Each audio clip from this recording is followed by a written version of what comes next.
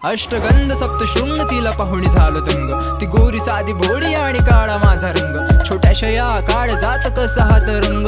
मणीचा ऐकू येतो आता प्रेमाचा अभंग। मन रंगलं हे झिंगलं चाहूल ही प्रेमाची न कळत जुळली ही तार तुझ्या या मनाशी। आता संध्या आणि श्याम फक्त बोलतो स्वतःशी ना जवळ तू माझ्या नाही धीर या मनाशी। ती तुझी माझी पहिली भेट गहिवरून गेलो।